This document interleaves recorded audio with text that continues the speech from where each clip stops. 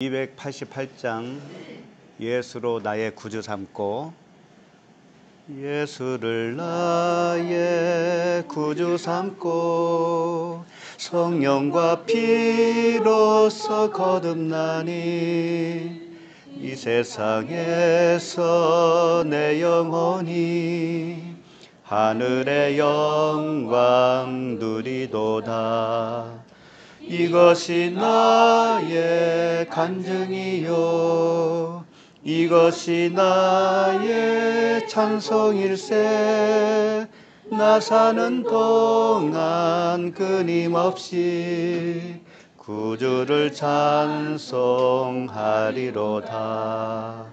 온전히 주께 맡긴 내 영 사랑의 음성을 듣는 중에 천사들 왕래하는 것과 하늘의 영광 보리로다.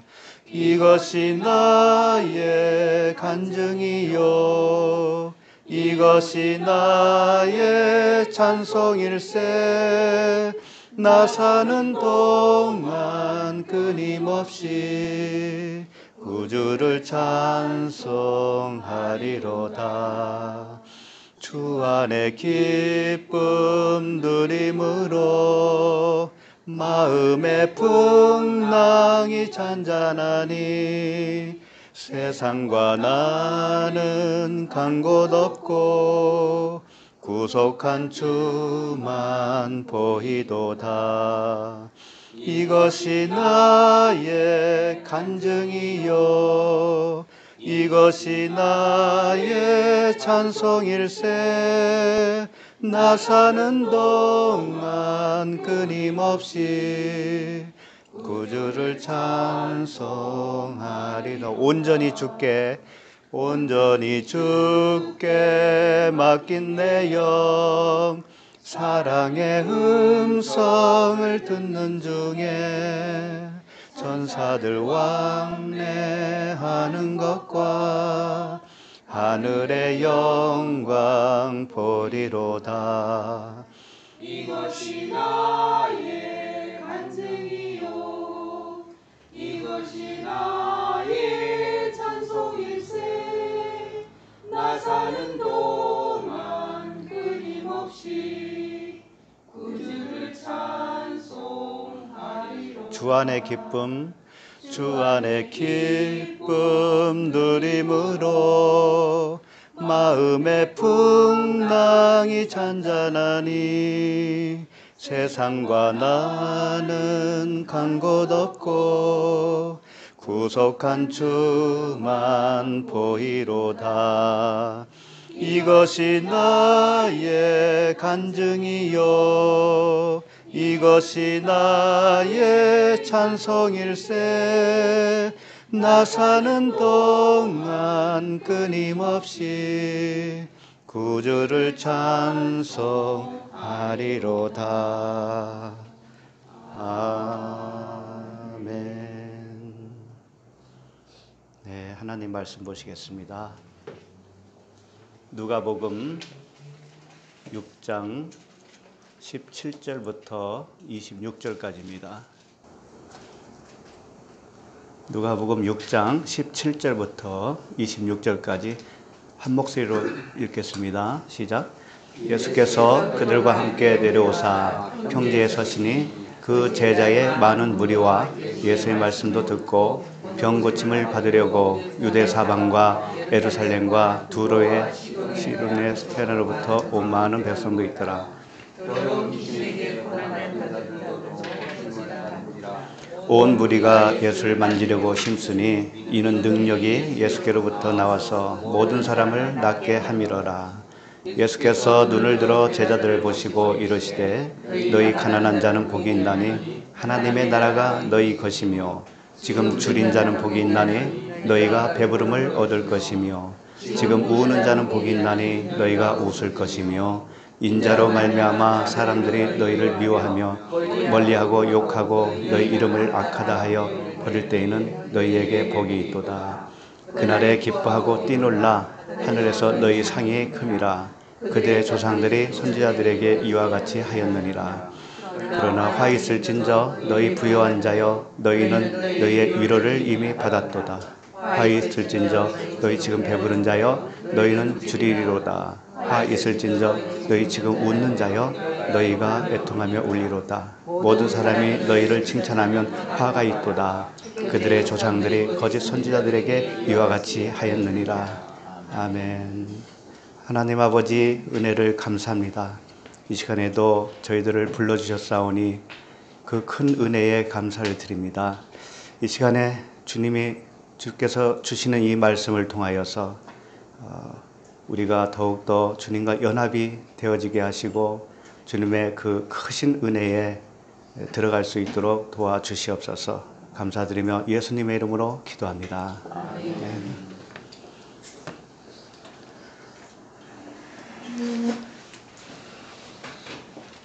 하나님께서 우리를 어디론가 계속 인도해 가시잖아요. 날마다 하루하루 지나면서 또 하루 가고 이틀이 가고 한 해가 가고 두 해가 가고 그런 중에 나이는 먹었죠. 언젠가는 어디론가 갑니다. 우리가 가는데 주님이 우리를 어느 방향으론가 계속 이끌어 가셔요. 이끌어 가시는데 이끌어 가시는 그 과정이 전쟁이라는 거 아세요? 전쟁. 그걸 여호와의 전쟁이다 이렇게 표현할 수가 있어요. 여호와의 전쟁. 근데 그 여호와의 전쟁은 기쁘고 즐거운 거예요. 사실은 기쁘고 즐겁죠. 기쁘고 즐거운 것인데 또 한 면에 있어요. 또 한 면. 또 한 면은 무엇이냐? 그건 애통하고 슬프고 우는 거예요. 주님과 동행하는 것이 웃는 거라면 그 이면에는 울음이 있어요. 울음이. 그러니까 울음과 웃음은 하나예요. 하나. 그런데 우리에게는 이 두 가지가 다 교차로 나타납니다. 울기도 하지만 웃기도 하는 거예요. 아프기도 하지만 기쁘기도 한 거죠. 이게 주님과의 동행이고 또 다르게 표현하면 주님과의 전쟁이다 이거죠. 전쟁. 왜 그럴까요? 무엇인가를 만들 때 보면 깎이고 거친 것은 베어내고 해서 어떤 모양을 만들어낼 때 그 피조물은 아플 수밖에 없잖아요. 그러니까 우리가 아픕니다. 깎여 나갈 때 아파요. 그런데 깎여 나간 만큼 또 만들어지거든요. 주인이 원하시는 형태로 만들어지거든요. 그 만들어진 나의 모습을 보면서 또 웃는 거죠. 동시에. 이게 이제 계속 우리가 사는 동안에 교차가 일어나죠. 교차가 일어나면서 결국은 점점 더 그 형상이 두드러지게 나타나는 거죠. 그래서 그만큼 하나님을 안다고 할 수가 있는 것이고 하나님을 더욱 경험했다 이렇게 표현할 수가 있는 것이죠. 그래서 연륜이 필요해요. 세월이 필요하다고요. 근데 우리가 왜 이걸 다르게 표현하면 처음에는 우리가 율법에 갇혀 있어요. 태어나면서부터 우리는 율법주의로 태어납니다. 율법주의예요. 우리 삶 자체가 우리의 생각 자체가 율법이에요. 율법. 그런데 그 율법에서 나오게 하는 것이 구원이거든요. 율법적인 사고방식, 율법적인 생각, 그 생각에서 생명으로 하나님의 마음으로 바꿔지는 것이 구원이에요. 그렇게 막 바꿔진 생각, 그것이 말씀이거든요. 그것을 끊임없이 해나가시는 거죠, 하나님은. 그래서 이걸 다르게 표현하면 겉과 속이 있다라고 하는 거죠. 우리의 생각은 겉이라면 하나님의 생각은 속이에요. 그래서 이 겉이 깨지면 속으로 지어져요. 그 말씀이 같은 누가복음에 있는데 이 말씀을 먼저 보고 오늘 본문 말씀을 좀 봤으면 좋겠거든요. 누가복음 11장이에요. 누가복음 11장 37절. 누가복음 11장 37절부터 40절까지 한번 읽어볼까요? 예수께서 말씀하실 때에 한 바리새인이 자기와 함께 점심 잡수시기를 청함으로 들어가 앉으셨더니 잡수시기 전에 손 씻지 아니하심을 그 바리새인이 보고 이상히 여기는지라. 주께서 이르시되 너희 바리새인은 지금 잔과 대접의 겉은 깨끗이 하나 너희 속에는 탐욕과 악독이 가득하도다. 어리석은 자들아, 겉을 만드신 네가 속도 만들지 아니하셨느냐. 이 말씀이에요. 41절까지. 그러나 그 안에 있는 것으로 구제하라. 그리하면 모든 것이 너희에게 깨끗하리라. 이제 먹는 이야기로 비유를 진리를 설명하고 있는 거예요. 예수께서 말씀하실 때에 한 바리새인이 자기와 함께 전심 잡수시기를 청함으로 들어가 앉으셨더니 이제 전심 잡수시러 간 거죠. 그런데 이 바리새인이 38절 보니까 잡수시기 전에 손 씻지 아니하심을 그 바리새인이 보고 이상히 여기는지라. 왜 손 씻지 않는 것을 이상히 여기냐면 손 씻는 것은 율법이거든요. 밥 먹기 전에 손 씻는 것은 율법이에요. 그런데 이것은 사람의 기준이라는 거예요. 사람 생각이라는 거죠. 겉에 거잖아요. 겉에 거. 우리가 어떻게 하고 안 하고의 겉의 문제란 말이에요. 이게 바리새인은 이걸 가지고 이제 이상히 여기는 거죠. 근데 39절 보면 주님은 뭐라고 하시냐면 주께서 이르시되 너희 바리새인은 지금 잔과 대접의 겉은 깨끗이 하나 너희 속에는 탐욕과 악독이 가득하도다. 자, 여기서 잔과 대접의 겉을 깨끗이 한다라고 말씀하고 있어요. 그러니까 바리새인이 왜 손 씻지 않느냐, 율법에 따라서 그 정결 예식을 지키지 않느냐, 요 문제를 거론했잖아요. 요게 잔과 대접의 겉을 깨끗이 하는 거라는 거죠. 율법 지킴이라고 하는 거, 우리 생각, 윤리, 도덕적으로 맞아야 되는 것이 뭐냐면 겉을 깨끗이 하는 것이다 라고 하는 거예요. 그런데 속에는 탐욕과 악독이 가득하다 이거예요. 겉을 깨끗이 하려고 하는 너희들은 속은 도무지 악독과 탐욕이 가득하다 이거죠. 그럼 악독과 탐욕이 가득한 것이 왜 탐욕과 악독이 가득하다고 했을까? 왜? 그들은 정결 예식을 잘 지키는 것 뿐인데 왜 그럴까요? 그 손 씻는 거, 밥 먹기 전에 손 씻는다고 하는 의미를 모르기 때문에 그래요. 율법이 주는 그 내면적인 의미를 모르기 때문에 그래요. 모르면 탐욕이 가득한 거예요. 모르고 겉만 행사를 하면 탐욕이 가득한 거죠. 왜 그럴까요? 손을 씻으면 그들은 율법 지킴이 되잖아요. 그러면 하나님의 말씀을 지켰다고 생각한다고요. 그래서 하나님께 잘하고 있다고 생각하잖아요. 하나님을 잘 섬기고 있다고 생각한다고요. 그것이 뭐냐? 탐욕이다 이거예요. 그것이 악독이다 이거죠. 그러면 잡수시기 전에 음식을 먹기 전에 손 씻는다는 의미는 뭘까요? 진정한 의미는.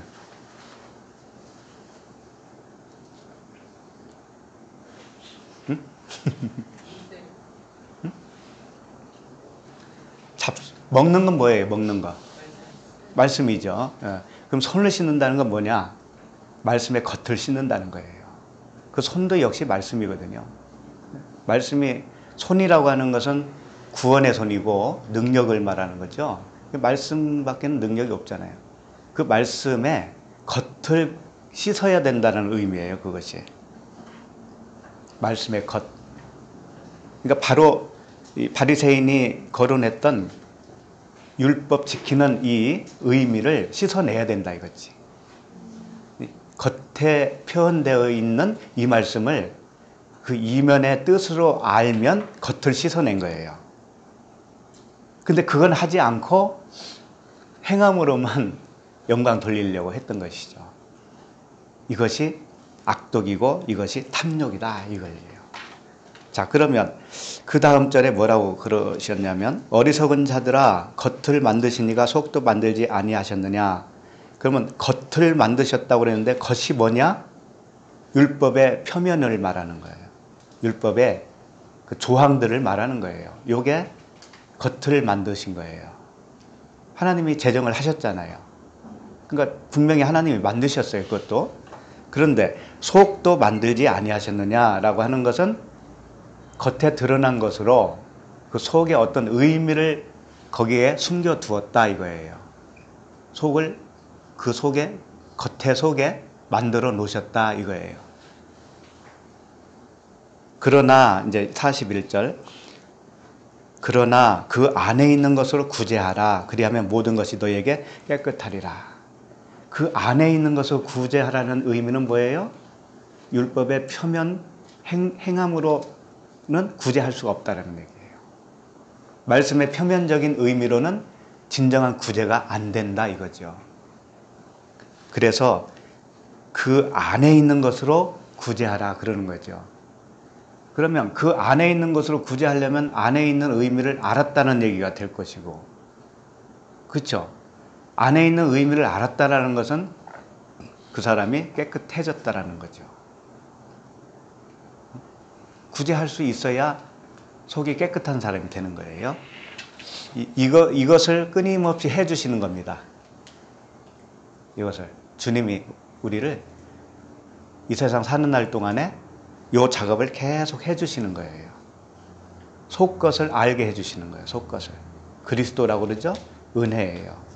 그 사랑을, 아버지의 사랑을 계속 깨닫게 해주시는 겁니다. 그 겉의 것을 통해서. 그래서 겉의 것은 비유라고 할 수도 있고요.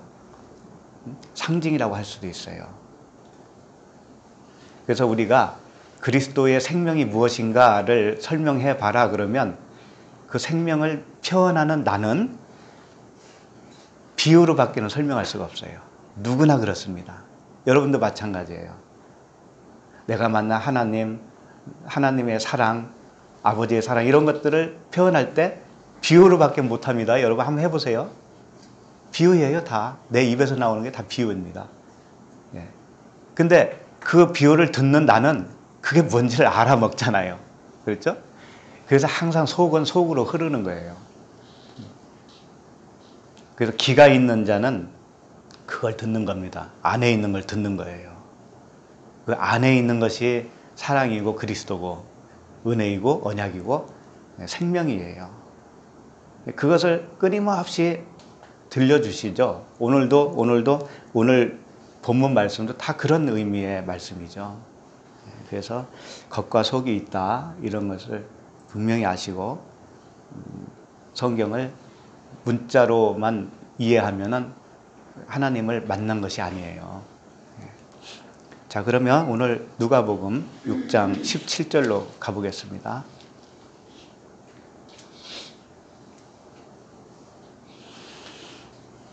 (17절) 함께 읽어볼까요? 시작.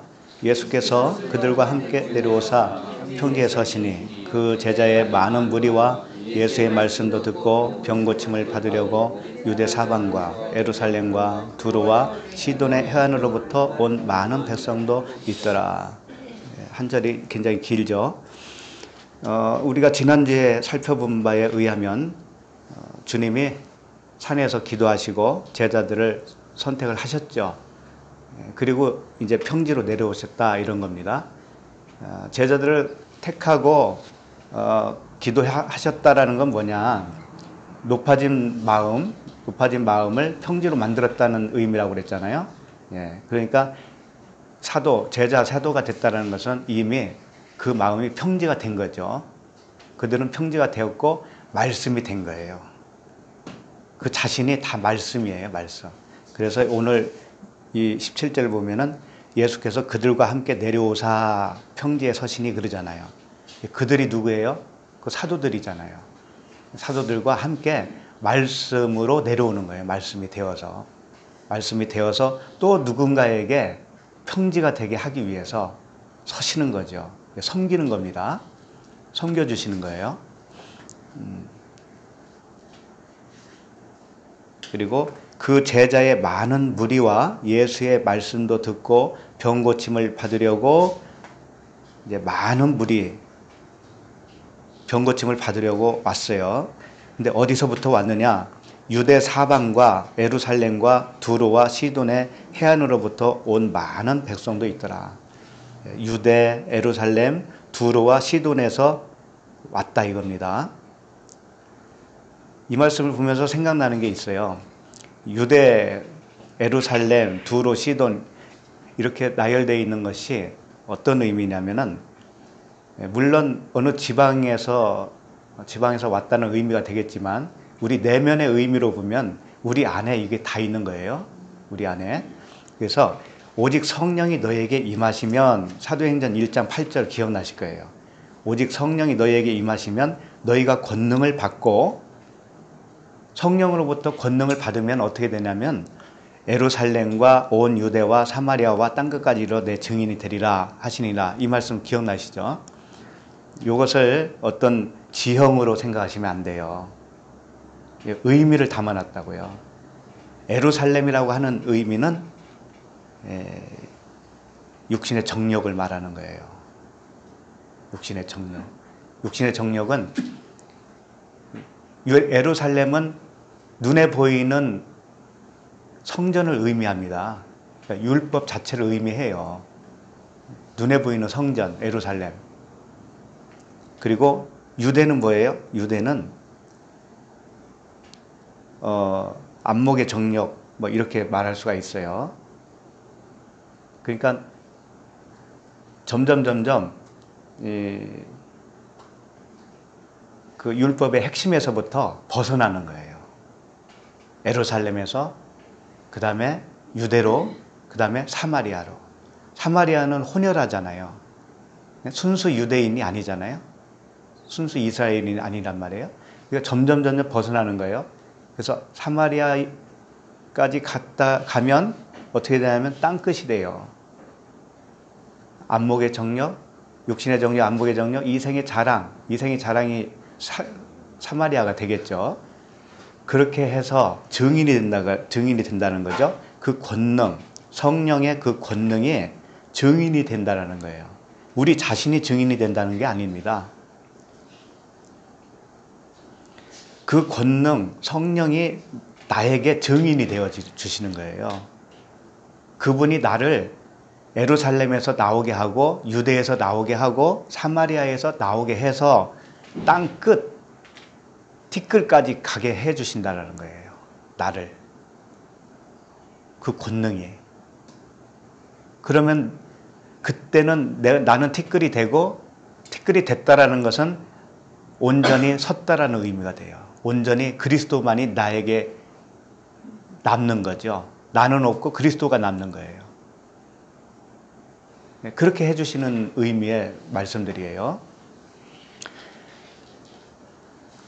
그러니까 성령 받고 권능을 받으면 지구 땅끝까지 이르러서 증인이 되자 해서 땅끝까지 가자. 도대체 땅끝이 어디예요? 도대체. 이 둥근 지구가 땅끝이 어디냐고요.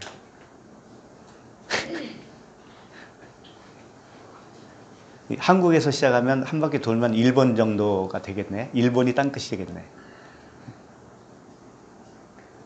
아프리카에서부터 시작하면 땅끝이 어딜까? 아프리카지 뭐. 다시 제자리로 돌아와요. 끝이니까.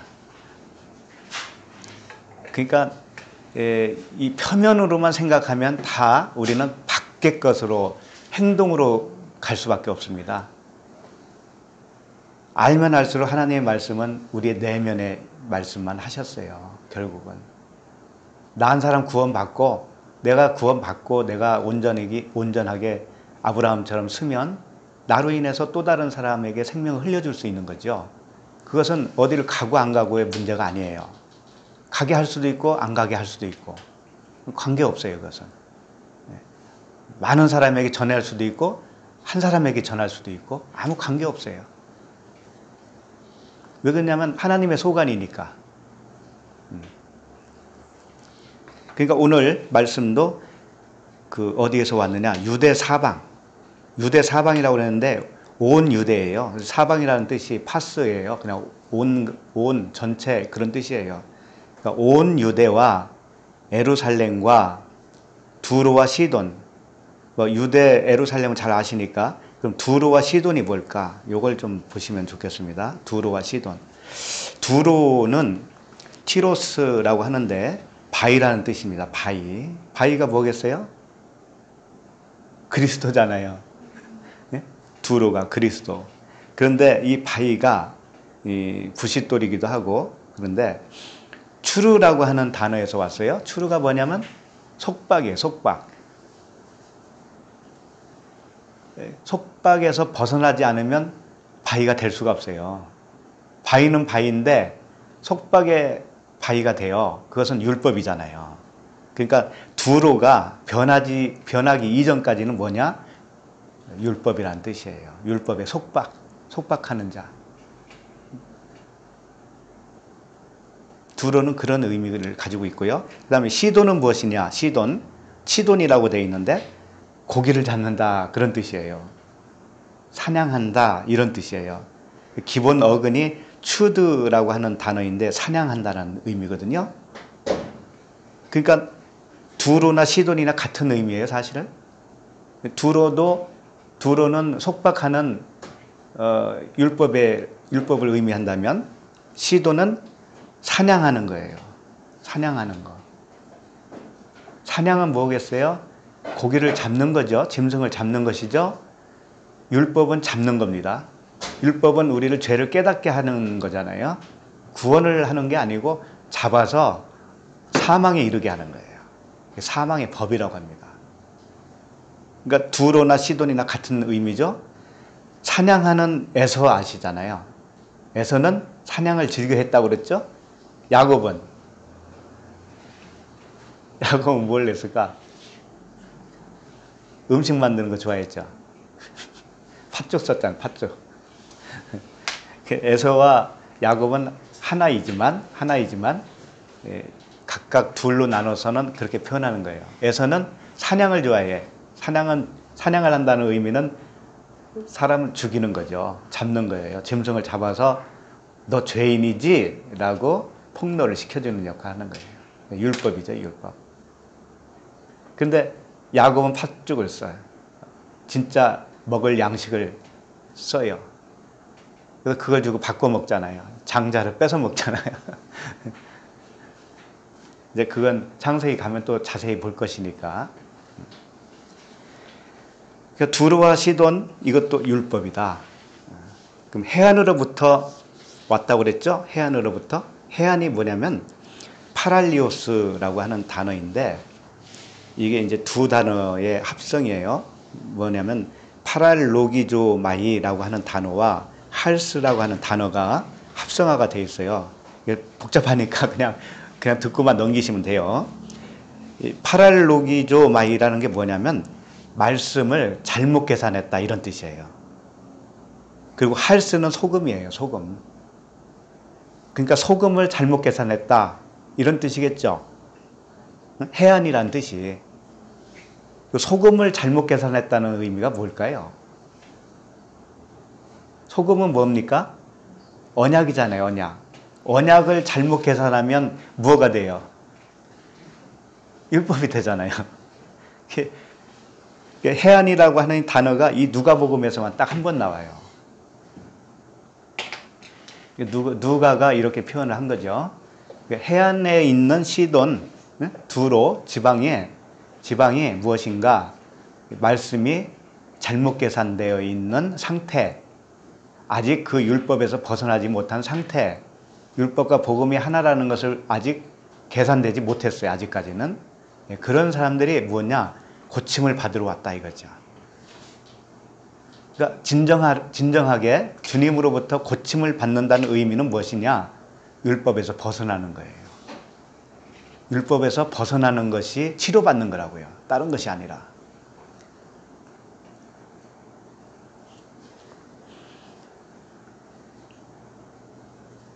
그래서 섬겨주시는 우리 주님으로부터 이제 이 치료가 일어나는 겁니다. 자, 그 다음에 18절을 한번 읽어볼까요? 시작. 더러운 자들도 고침을 받은지라. 더러운 귀신이라고 되어 있습니다. 더러운 아카다로토스, 이 더럽다, 불결하다 그런 뜻이에요. 그리고 귀신이라고 그랬는데 이건 푸뉴마예요. 푸뉴마는 푸뉴마예요. 똑같은 영인데 더러운 영이다 이런 뜻입니다. 더러운 귀신이라고 해서 우리가 생각하는 그런 것이 아니에요.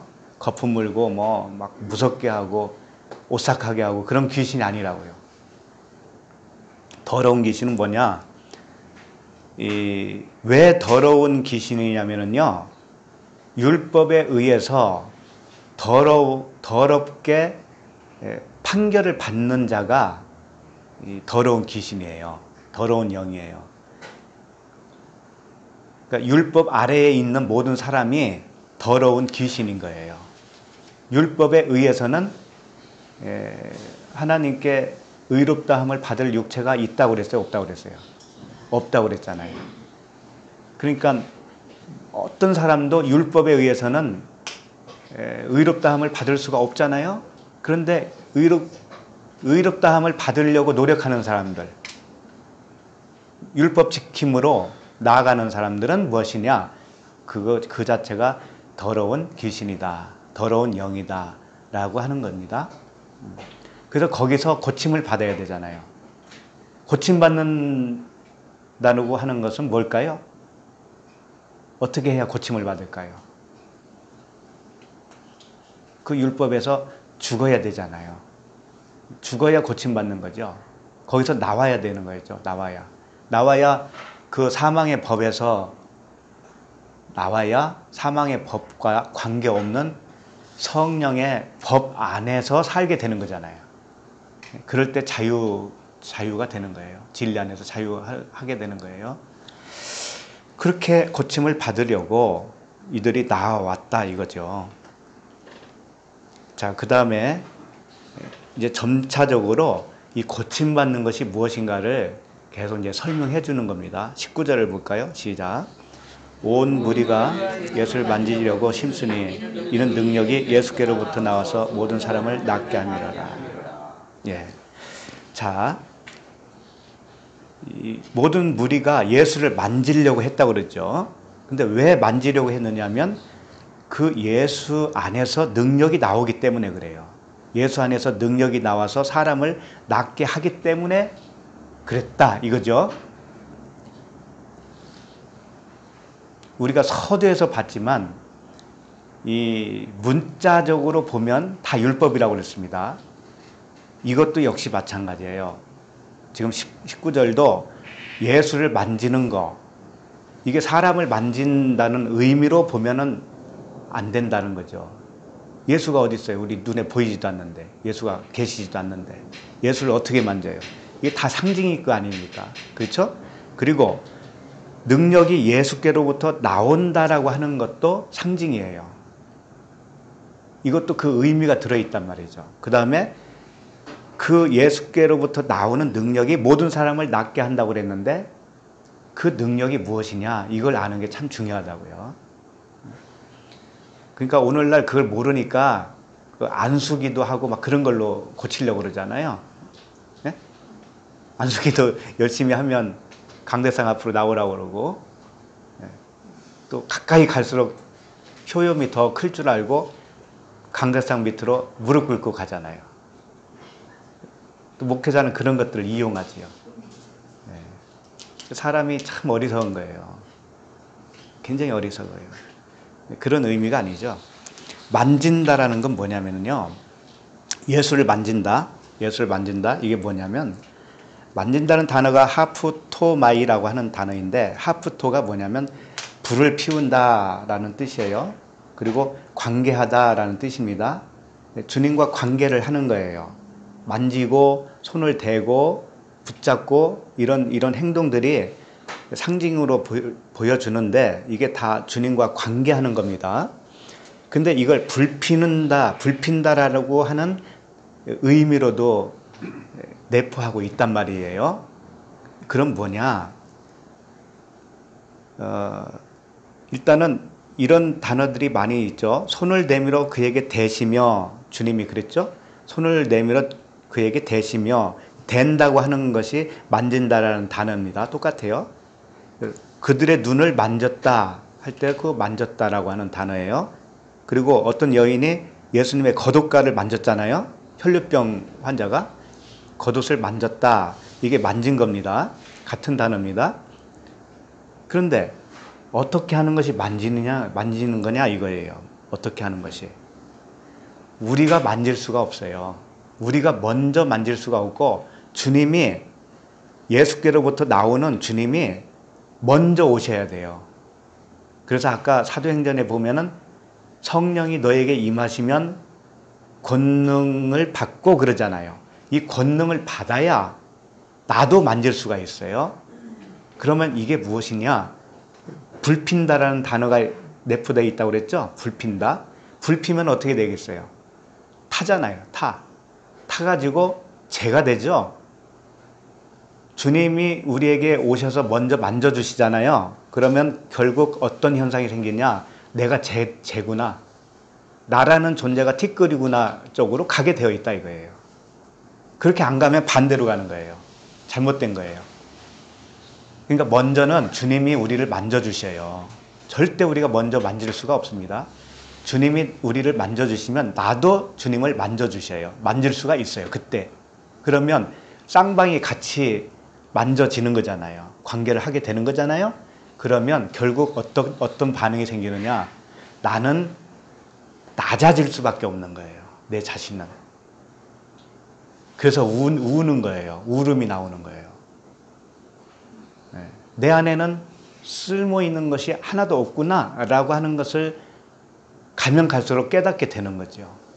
네. 그렇게 되는 것이 만지는 겁니다. 나의 현상을 보면 알아요. 내가 만졌는지 못 만졌는지를 알 수가 있어요. 그럼 예수께로부터 나오는 그 능력이 뭐냐면요. 예수님은 겉에예요. 겉에 거. 예수님은 겉에 것이고 말하자면 율법이란 말이에요. 근데 그 율법 안에 있는 함유되어 있는 그 내용이 나오잖아요. 복음이 나와서 나에게 들어오잖아요. 말씀으로 들어오죠. 그러면 그 말씀에 의해서 내가 낮아진단 말이죠. 그것이 만지는 것이고 그 복음이 능력입니다. 예수께로부터 나오는 그 능력이 무엇인가 다른 거 아니에요. 복음이에요. 복음. 예수님은 겉이라면 그 안에 나오는 어떤 능력이 있다 이거죠. 그게 복음이에요. 은혜라고요. 은혜. 그 은혜를 우리가 받으면 그때 나는 할 수 없구나 라는 쪽으로 갈 수밖에 없어요. 죄가 된다고요. 그 불에 타가지고.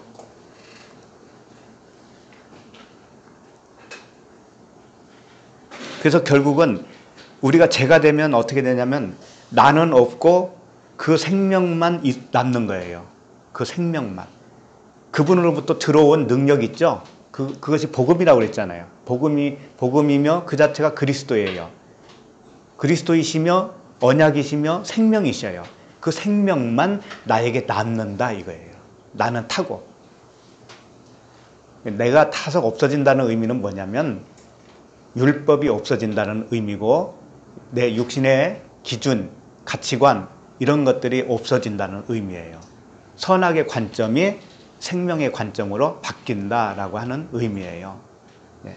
그러니까 그 바뀌어진 그 가치관, 바뀌어진 그 성령의 생각, 하나님의 사랑 이것만 우리에게 오롯이 남는다 이겁니다. 그래서 그것을 계속 성장시켜주기 위해서 우리가 세월이 필요한 것이고 날마다 새롭게 해주시는 겁니다. 이렇게 되기 위해서 힘쓴다 이거예요.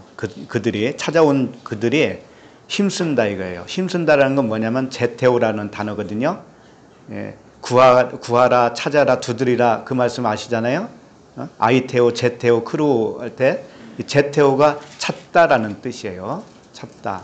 그러니까 구하고 찾고 두드렸다 이런 뜻입니다. 그 고침을 받기 위해서. 그러니까 우리가 할 수 있는 건 뭐예요? 찾는 거죠. 두드리고 찾고 구하고. 그래서 말씀과 기도로 거룩해진다고 그러죠. 기도는 우리가 찾는 거잖아요. 찾는 것은 우리가 기도요. 그 다음에 말씀은 뭐예요? 그분이 우리에게 주시는 은혜죠. 은혜.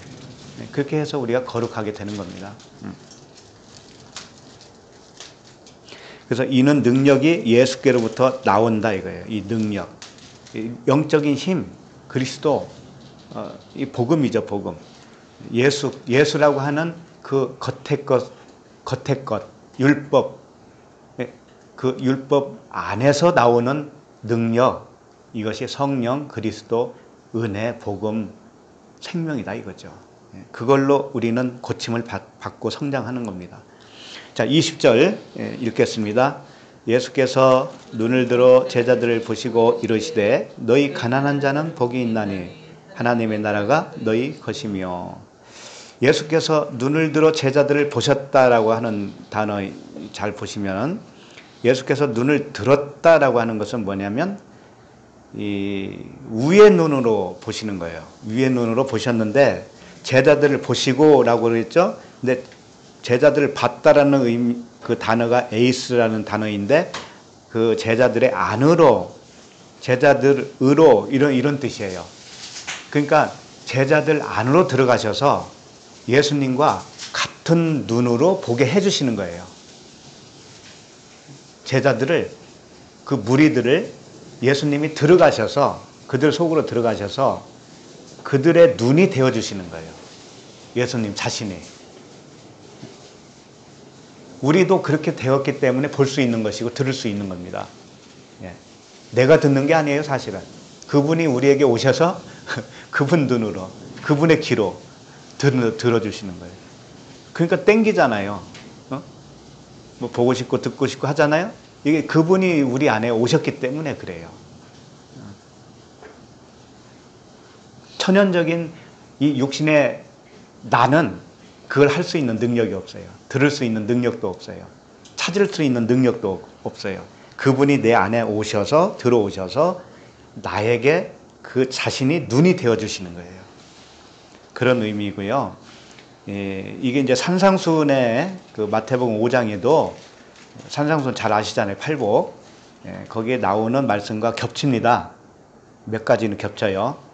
그런데 조금 다르게 문장이 달라요. 산상수훈에서 말씀하신 것과. 그래서 서로 이렇게 보완적이에요. 보완적이어서 더 큰 은혜를 주시는 것이죠. 잘 보시면 너희 가난한 자는 복이 있나니 하나님 나라가 너희 것이며 그랬습니다. 산상수훈에서는 가난한 자는 복이 있나니 뭐라고 그랬어요? 천국이라고 그랬잖아요. 천국이 너희 것이며 그랬는데 여기서는 하나님 나라가 너희 것이라 이렇게 되어 있어요. 그러니까 천국,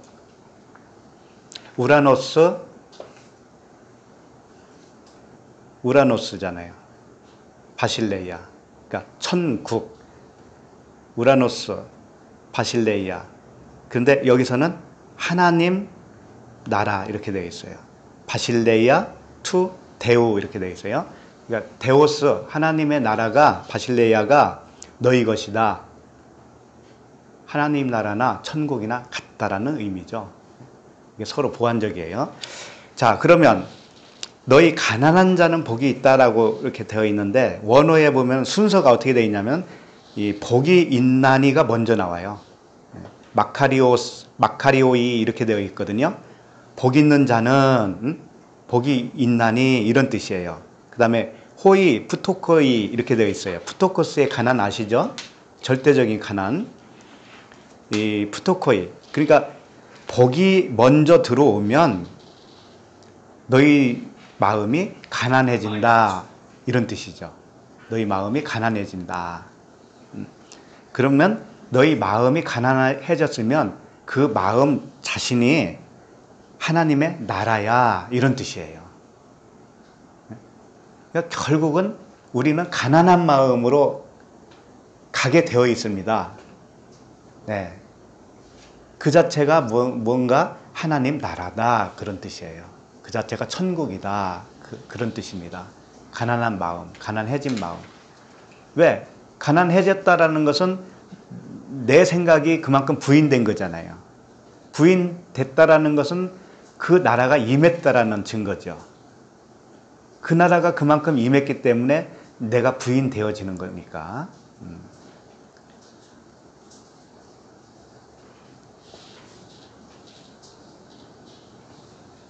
그러니까 가난한 자는 이 프토코스는 절대적인 가난을 표현한 단어입니다. 상대적인 가난이 아니에요. 절대적인 거. 그러니까 이 천국 그 생명만 원하는 상태. 이 상태가 그 아버지의 사랑만 원하고 있는 그 상태가 정말 가난한 상태예요. 예. 자, 그 다음에 21절을 보시겠습니다. 시작. 지금 줄인 자는 복이 있나니 너희가 배부름을 얻을 것이며 지금 우는 자는 복이 있나니 너희가 웃을 것이며. 자, 여기 보면은 배부름과 줄임과 배부름, 그 다음에 우는 것과 웃는 것, 이렇게 두 가지 대조로 말씀을 하고 있어요. 여기서 지금이라고 되어 있죠. 이 지금, 현재, 그런 뜻이죠. 근데 이 지금이 먼저 나온 게 아니고 복이 먼저 나와요. 그러니까 이런 뜻이에요. 복이 있는 자는, 복이 있는 자, 복이 먼저 임하면 어떻게 되냐면은 복이 임해서 줄인 자가 되고, 줄인 자는 지금 너희가 배부른 상태야, 이런 뜻이에요. 다시 한번, 복이 먼저 임하면, 복이 임한다는 건 뭐냐면 예수님 안에서 나오는 그 권능이 우리에게 임하면 그거예요. 성령이 우리에게 임하면, 이런 뜻이에요. 복이 뭐 다른 건 줄 아세요? 생명이잖아요. 성령이 우리에게 임하면, 이런 뜻이에요. 임하면 어떻게 되느냐? 줄인 자가 된다. 그러면 줄였다라는 건 무엇이냐? 배부른 것과 같다, 이런 뜻이에요. 줄인 것과 배부른 것이 같다라는 것을 여기서 표현해 주고 싶은 거예요. 그러면 줄였다라는 건 뭐냐면, 아, 내가 지금까지 먹었던 음식이 가짜였구나, 요걸 깨달은 거예요. 내가 배불렀다고 생각했었는데 그 은혜가 들어오니까, 아, 내가 잘못 먹었네, 이렇게 된 거죠. 지금까지 먹은 것이 나의 살이 되고 피가 되는 그 양식이 아니었네, 이렇게 되는 거죠. 그러니까 이제 배고파진 거죠. 이제는 이 배고파졌는데, 지금이라는 단어는 영원이라고 하는 단어와 같은 거예요. 영원. 이제 영원이 됐다라는 거예요.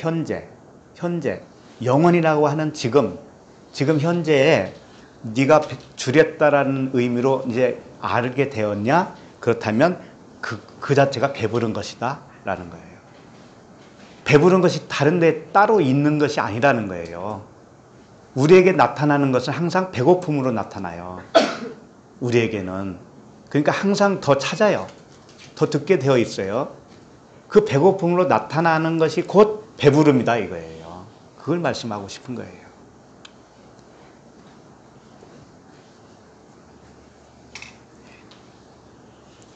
이게 배부름이라고 하는 것은 결국은 복음이잖아요. 복음으로 채워졌기 때문에 배부른 것이죠. 예, 복음으로 채워지면 배부른 거예요, 그것이. 그런데 우리에게는 배고픔으로도 또 나타나는 거예요, 같이. 그럴 거 아니에요. 배고픔으로 나타나는 것은 지금까지 내가 잘못 먹은 것이 계속 나가는 상태예요. 나가요. 잘못 먹은 것이 나가요. 그러니까 또 배고프죠. 그러니까 또 먹고 싶죠. 그럼 먹으면 또 배부르잖아요. 이게 같다라는 거예요. 반복적으로 일어나는데 이게 같다라는 거죠. 자, 그 다음에 지금 우는 자는 복이 있나니 너희가 웃을 것이며, 그랬습니다. 여기서 이제 우는 것과 웃는 것을 대조적으로 말씀하고 있어요. 복이 있는 자는 우는 것과 웃는 것이 사실은 하나다, 그런 뜻입니다. 그럼 우는 것은 뭘까요? 우는 거. 우리 주일날 아브라함이 울었잖아요. 슬퍼하며 애통했죠? 울었잖아요. 근데 왜 울었냐면 사라가 죽어서 울었단 말이에요. 근데 사라가 죽었다라고 하는 의미는 아브라함 속에서 온전히 완성이 되었다라는 의미라고 그랬잖아요. 그러니까 복음으로 내 안에서 완성이 되어질 때 울어요. 울어. 그 우는 현상이 뭐냐면 비진리가 나가는 거란 말이죠. 비둘기가 나가는 것이 우는 거예요. 율법이 나가는 거예요. 자, 이것을 시청각 교재로 보여준 본문이 있습니다. 요한복음 20장 11절을 보세요.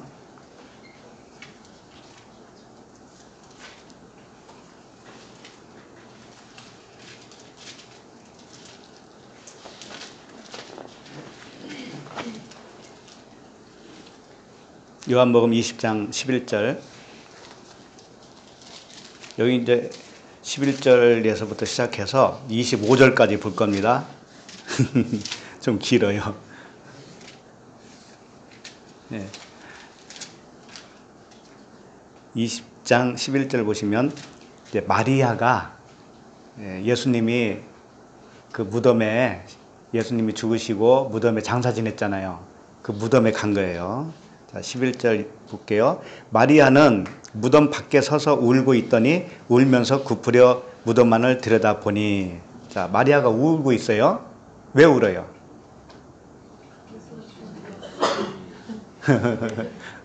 예수님이 돌아가셔서 우는 것이고, 또 무덤 밖에 서서 울고 있더니 울면서 굽으려 무덤 안을 들여다보니, 흰옷 입은 두 전사가 예수의 시체 누웠던 곳에 하나는 머리편에 하나는 발편에 앉았더라.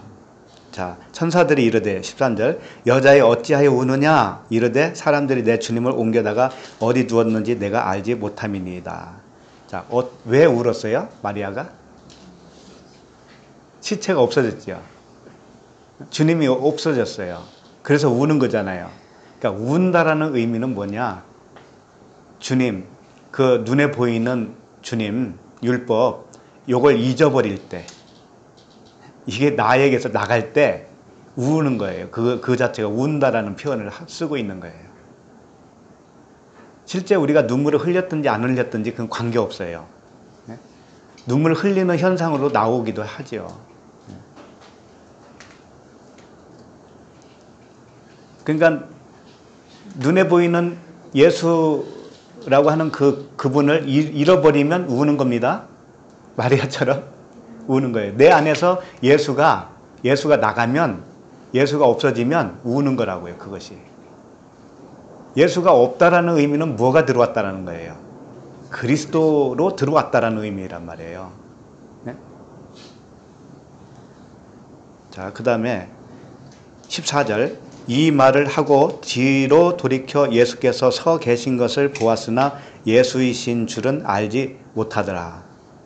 뒤로 돌이켜서 보니까 예수님이 서 계셔요. 그런데 예수인지는 아직 몰라요.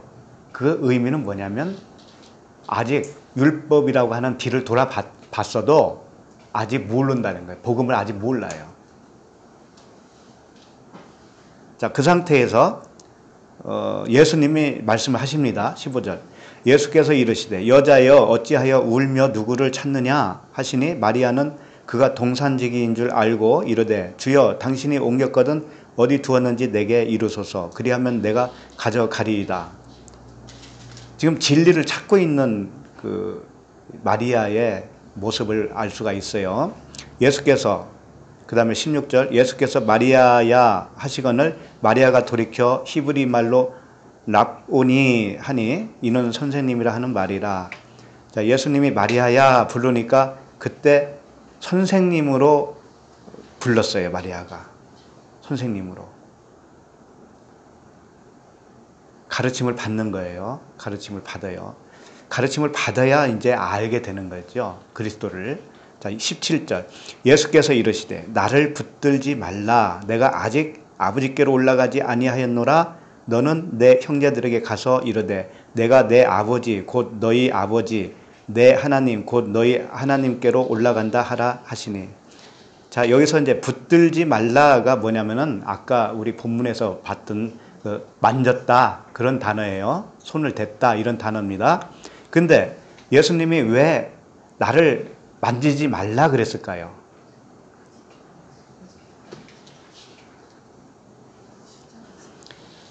여기 다 써놨잖아요. 그 이유를 써놨잖아요. 그 이유가 뭐냐면 내가 아버지께로 아직 가지 않았기 때문에 그렇다 그랬죠. 그러면 아버지께로 가는 게 뭘까요? 예수님이 부활하셔서 아버지께로 간다고 하는 것이 어디로 가는 것일까요?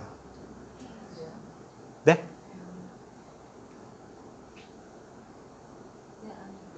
그렇죠. 내 안에 들어오는 걸 말하는 거예요. 내가 성령이 전이 되면 내가 아버지예요. 근데 아직 그렇게 안 됐다라는 거예요. 아직 안 됐다라는 의미는 뭐냐? 내 복음이, 부활한 내 복음이 그리스도로 네 안에 아직 안 들어갔다 이거예요. 네가 아직 아버지 집으로 져지지 않았기 때문에 너는 나를 손댈 수 없다 이거죠. 응? 그 말이란 말이에요. 그리고 나서 뭐라 하냐면 막달라 마리아가 가서 제자들에게 내가 주를 보았다 하고 또 주께서 자기에게 이렇게 말씀하셨다 이르니라. 제자들에게 알려졌습니다. 19절 이날 곧 안식 후 첫날 저녁 때에 제자들이 유대인들을 두려워하여 모인 곳에 문들을 닫았더니 예수께서 오사 가운데 서서 이르시되 너희에게 평강이 있을지어다. 자, 평강을 선포합니다. 그 다음에 이 말씀을 하시고 손과 옆구리를 보이시니 제자들이 주를 보고 기뻐하더라. 예수께서 또 이르시되 너희에게 평강이 있을지어다. 아버지께서 나를 보내신 것 같이 나도 너희를 보내노라. 이 말씀을 하시고 그들을 향하사 뭘 해요?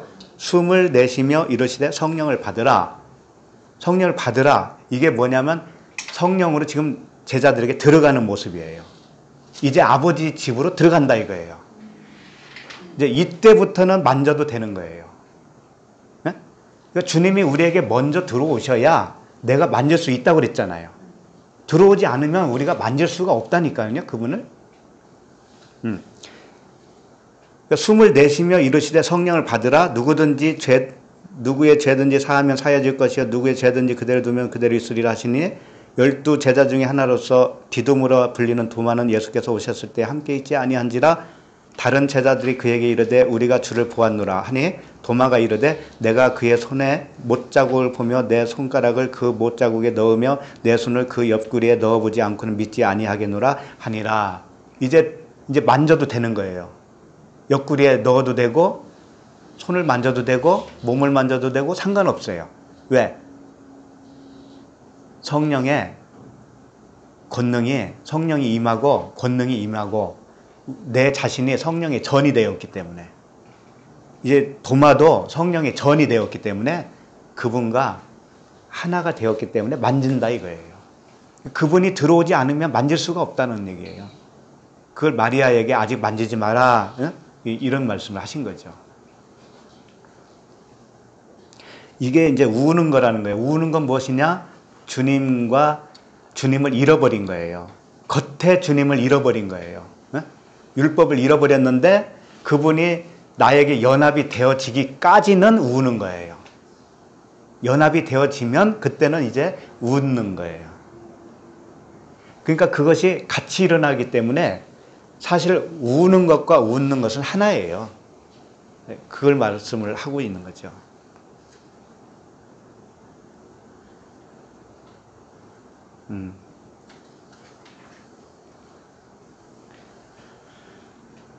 그 웃는 것은 뭐라고 그랬죠? 웃는 거.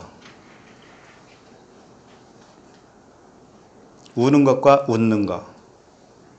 웃는 것은 간단하게 시편 126편 1절을 한번 보시겠습니다.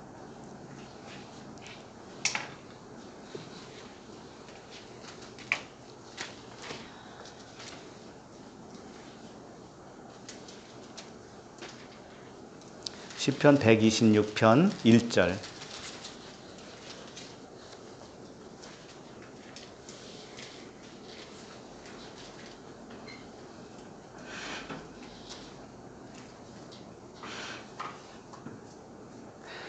어, 126편 1절 보면 여호와께서 시온의 포로를 돌려보내실 때에 우리는 꿈꾸는 것 같았도다.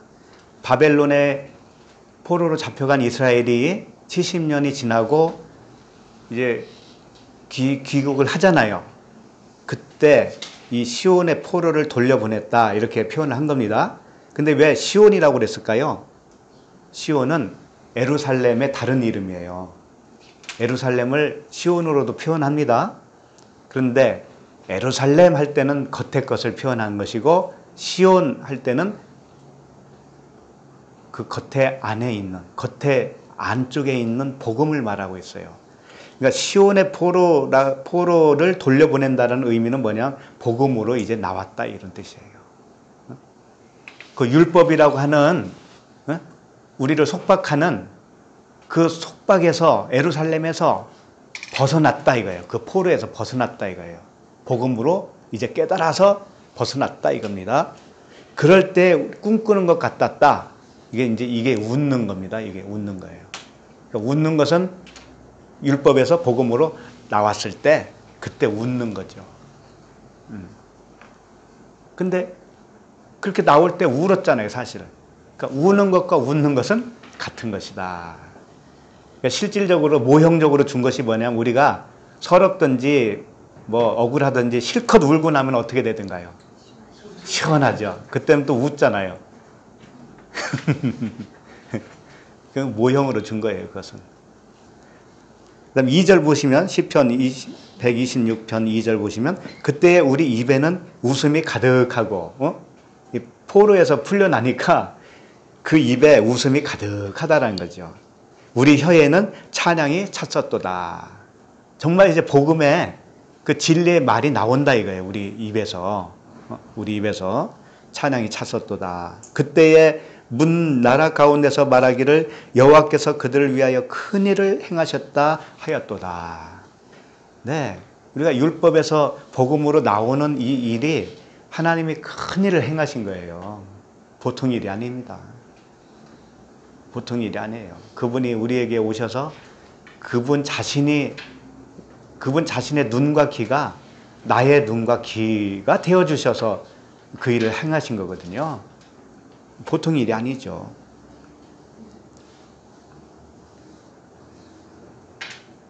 그러니까 우리는 우는 것과 웃는 것이 하나예요. 그러니까 눈물이 나올 때는 우시고 그 우시는 것이 웃는 거거든요, 사실은. 자, 22절 누가복음 6장 22절입니다. 읽어볼까요? 인자로 말미암아 사람들이 너희를 미워하며 멀리하고 욕하고 너희 이름을 악하다 하여 버릴 때에는 너희에게 복이 있도다. 네. 인자로 말미암아라고 하는 것은 뭐예요? 예수 그리스도 때문에 그렇다는 말씀이잖아요. 예수 그리스도 때문에 사람들이 너희를 미워하면 멀리하고 욕하고 미워하며 멀리하고 욕하고 너희 이름을 악하다 하여 버릴 때에는 너희에게 복이 있도다. 이게 무슨 말씀일까요? 사람들이 우리를 미워한다 이거죠? 사람들이 우리를 멀리한대요. 사람들이 우리를 욕한다는 거죠. 우리가 복음을 아는 자면은 그렇다는 거잖아요. 그리고 너의 이름을 악하다 하라는 거예요. 우리 이름을 악하다라고 한다라는 거죠. 그리고 우리를 버린대요. 진짜 이런 일이 일어났습니까? 네? 주위 사람들로부터 일어났어요? 나는 안 일어나던데? 나 안 버리던데?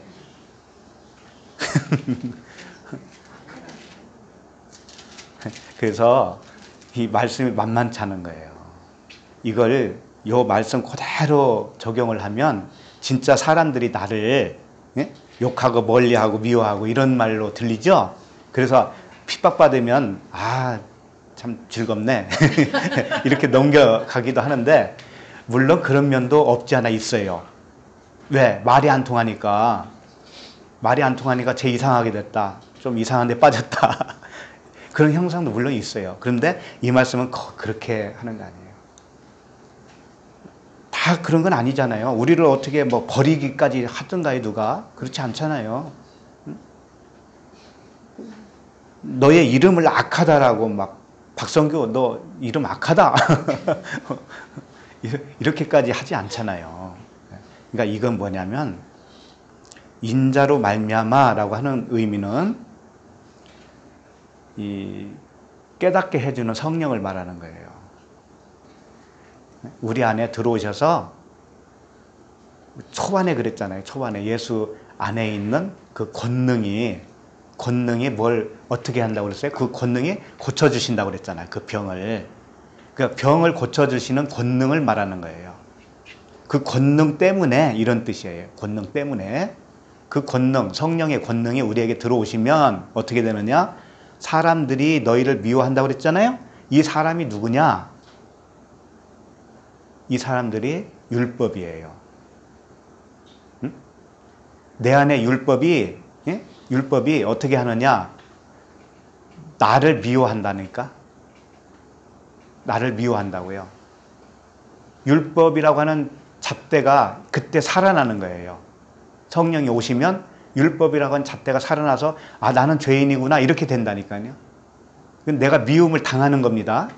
율법에 의해서 미움을 당해요. 그리고 나서 멀리하고 욕해요.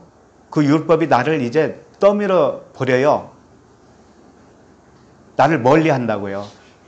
그 권능이 들어오셔서. 그러니까 율법과 나는 이제 멀어지는 거죠. 예. 그래서 나는 점차적으로 욕을 먹는 겁니다. 그리고 멀리함을 당하고 욕을 먹고 내가 악한 자라는 그 인식을 하게 돼요. 그리고 버리게 돼요. 결국은. 어디서 버려져? 율법과 내가 이제 헤어진다 이거예요. 헤어진다 이거예요. 그 율법이 나를 버려버리잖아요. 사망 가운데로 죽여버리잖아요. 그런 자는 뭐다? 복이 있다. 이런 뜻이랍니다. 그러니까 먼저 미움을 당한 사람이 누구였어요? 예수님이었잖아요. 똑같이 그것을 우리 안에서 일어나는 거예요. 예수가 욕을 당했잖아요. 욕을 당하고 악하다는 소리도 들었고 결국은 십자가에 버려버렸잖아요. 그렇게 내 안에서 내가 일어나는 거예요. 나라고 하는 옛사람이 이렇게 버림을 당한다 이거예요. 내 안에서 나라고 하는 옛사람이 버림을 당하면 복이 있다. 그 자는 복이 있다. 왜? 복음으로 채워졌으니까. 그런 뜻이라고요. 역설적인 그런 말씀이죠. 그래서 요한복음 15장 18절에 주님이 이런 말씀하셨어요. 세상이 너희를 미워하면 너희보다 먼저 나를 미워한 줄 알라 이렇게 말씀하셨어요. 그러니까 세상이 너희를 미워하면이라는 말씀도 세상은 나입니다. 나의 옛사람이에요. 나의 옛사람이 너를 미워하잖아요. 그러면 사실은 너를 미워한 게 아니고 예수를 미워한 거다 이거죠. 그러니까 네가 예수야. 네가 예수야 사실은. 네가 예수인데 사람들, 옛사람, 너의 옛사람이 그 예수라고 하는 너를 미워한다 이거예요. 그러면 너를 먼저 미워한 것이 아니고 그 예수를 미워한 것이 된다 이거죠. 그리고 요한복음 7장 7절이 이런 말씀을 하셔요. 요한복음 7장 7절에서는 세상이 너희를 미워하지 아니하되, 세상은 여기서 옛사람이죠. 그리고 율법이에요. 그 율법이 너희를 미워하지 아니하되 나를 미워하나니 이는 내가 세상의 일들을 악하다고 증언함이니라. 이런 말씀이 있어요. 그러니까 복음이 들어오잖아요. 그러면 그 복음에 의해서, 그 빛에 의해서 율법이 나를 미워하게 된다라는 거예요. 복음이 들어오기 이전에는 그 율법이라고 하는 세상이 나를 미워할 수가 없다라는 겁니다. 주님의 성령의 권능이 나에게 들어오셔야 비로소 내가 나로 드러나는 거예요. 옛사람이 미워하는 자로 드러나게 되어 있어요. 그런데 주님이 오시기 전까지는 그 일이 일어나지 않는다 이거예요. 그러니까 많은 사람들이 외적으로 권능을 행하고 종교 생활을 열심히 하고 심지어 병을 고치고 그런 은사를 발휘한다고 해도 자기가 미움을 당하지 않으면 율법에 의해서 나는 죽어야 되는 자구나, 나는 티끌에 불과하구나 라고 하는 그 낮아짐으로 가지 못하면 성령의 권능이 그에게 있는 거예요, 없는 거예요? 없는 거예요. 그 안으로는 역사를 안 하신 거란 말이에요. 밖에서만 역사하신 거예요. 밖에서만. 그걸 아셔야 돼요. 그 차이가 있어요. 그래서 그런 사람은 항상 자신이 주인이에요. 자신이 주인이 되어서 기도도 열심히 하고 권능도 발휘를 하는 거예요. 주님의 힘을 입어서. 주님의 힘을 입어서 역사를 일으키면 누가 일으키는 거예요? 자기가 하는 거잖아요. 자기는 살아있는 거예요. 항상. 거기에 속아요, 우리가. 그래서 결론적으로 요한복음 12장 25절에 이런 말씀을 해요. 자기의 생명을 사랑하는 자는 잃어버릴 것이요 이 세상에서 자기의 생명을 미워하는 자는 영생하도록 보존하리라 그랬어요. 자기의 생명을 미워하는 자, 나의 옛사람을 미워하게 된 자는 영생을 얻었다 이겁니다. 그 자체가.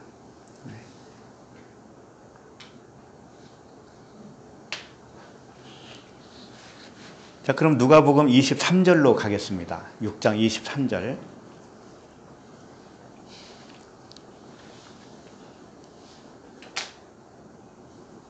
읽어볼까요?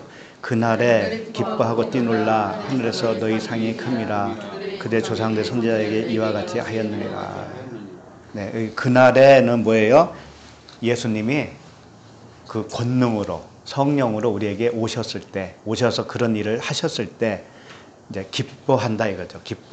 기뻐한다라는 의미가 뭐냐면 이제 단어가 카이로라고 하는 단어예요. 카이로. 자, 이 말씀을 좀 이해하기 위해서 빌립보서 1장 18절을 좀 봤으면 좋겠어요. 빌립보서 1장 18절.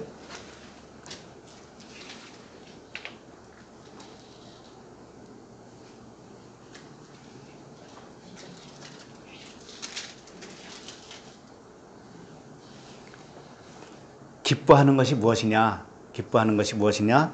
빌립보서 1장 18절. 그러면 무엇이냐?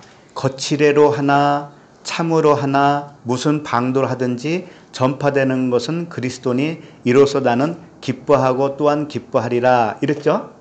이게 무슨 뜻이냐면 거칠애로 한다는 건 뭐냐면 율법으로 한다는 거죠. 참으로 한다는 건 뭐예요? 복음을 하는 것이죠. 그런데 거칠애 율법을 하든지 참으로 하든지 복음을 하든지 전파되는 것은 그리스도가 된다면 기뻐하는 거예요. 이 의미가 뭐냐? 율법과 복음을 알았다 이거죠. 하나로 알았다 이거예요. 율법과 복음이 하나라고 하는 그 의미를 이제 알았어요. 그러면 그리스도가 전파되는 거예요. 그때 기뻐하는 거예요. 그때. 진정으로 우리가 기뻐하는 것은 무엇이냐? 이 말씀 안에 복음을 깨달아 알 때 그때 기뻐하는 거다. 그게 기쁨이다 이거죠. 진정한 기쁨이다 이거죠.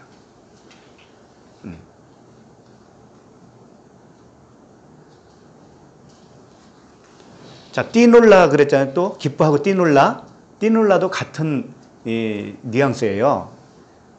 이게 뭐냐면 위로 뛰어오른다라는 의미거든요.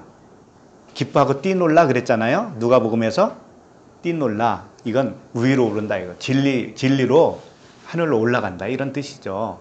그래서 이 표현이 어디서 잘 나와 있냐면은 그냥 제가 읽어드립니다. 누가복음 1장 41절에 보면 그 엘리사벳이 임신을 했잖아요. 요한을. 근데 마리아가 한번 찾아왔었죠. 그때 요한이 뛰놀았다고 그랬죠. 뱃속에서. 요한은 복음이 오니까 서로 알아보는 거예요. 그러니까 율법이 복음을 알아볼 때 하나가 될 때 뛰는 거예요.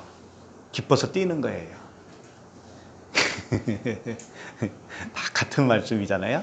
다 한 가지를 계속 집요하게 말씀하고 계시잖아요. 그래서 엘리사벳이 마리아가 문안함을 들음에 아이가 복중에서 뛰노는지라 엘리사벳이 성령의 충만함을 받아 44절에 보니까 보라 내 문안하는 소리가 내 귀에 들릴 때에 아이가 내 복중에서 기쁨으로 뛰노라. 그러니까 복음이 들릴 때, 귀에 들릴 때 아, 그 말씀이 이 말씀입니까? 라고 여겨질 때, 깨달아질 때 그게 기쁨으로 뛰논다 이거죠. 진리로 위로 올라가는 거예요. 하늘로 올라가는 거예요. 이런 게 기쁨이고 정말 뛰어노는 거죠. 다른 데서 기쁨 찾으려고 하지 마시고. 너희 상이 크다 이거예요. 지금 누가복음 보고 있습니다. 너희 상이 큽니다. 이 상이 큽니다라고 했는데 이 상이 뭐냐면 품삯이에요. 품삯. 그러니까 기쁨으로 뛰노는 상태가 뭐냐면 깨달은 거죠. 그 복음이 내 안에 들렸던 거죠. 이때 상을 받는다 이거예요. 품삯을 받는데 그 품삯이 뭘까요? 그 보상이 뭘까요? 자, 이 말씀을 이해하기 위해서 제가 읽어드립니다. 로마서 4장 4절에 보면 일하는 자에게는 그 싹이 은혜로 여겨지지 아니하고 보수로 여겨지나니 이런 말씀이 있어요. 이 보수로 여겨진다는 뜻이 뭐냐면요, 이 보수가 빚이에요. 빚.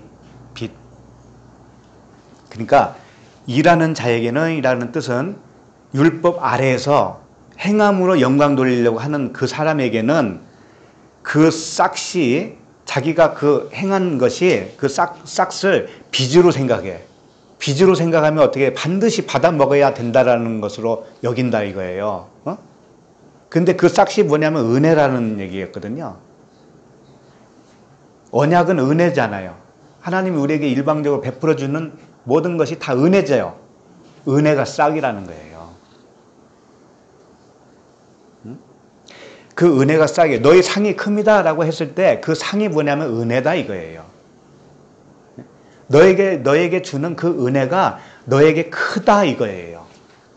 그러니까 우리가 복음을 알면 알수록 뭐예요? 은혜로다라고 밖에는 표현할 길이 없잖아요. 은혜구나, 다 은혜구나, 다 은혜. 이렇게 됐잖아요. 그런데 율법 아래에서 율법 지킴으로 영광 돌리려고 하는 사람들은 그 은혜를 어떻게 여기냐면 빚으로 여긴데, 내가 이렇게 했으니까 주님이 나를 이렇게 주어야 되잖아요. 이거죠. 내가 주님께 열심히 봉사했잖아요. 그러니까 주님이 나에게 주셔야 되잖아요. 이렇게 여긴다 이거죠. 요걸 세상 말로 싸가지 없다 이렇게 표현할 수가 있는 거죠. 우리는 오직 은혜로다 라고 밖에는 할 수 없어요. 그러니까 이 기쁨으로 뛰어논다라는 것은 복음을 깨달아 알았다라는 것이고 성령의 권능이 나에게 들어왔다라는 의미고, 그렇게 됐을 때 상이 크다라는 건 뭐냐면 그 은혜를 더욱더 깊이 깨닫게 된 거예요. 나에게서 더욱더 은혜가 넘쳐나는 거예요. 은혜밖에 없어요. 그 사랑이 넘쳐 흘러가는 거예요. 그래서 기뻐 뛰는 겁니다. 다른 거 없어요. 기뻐 뛰는 거죠.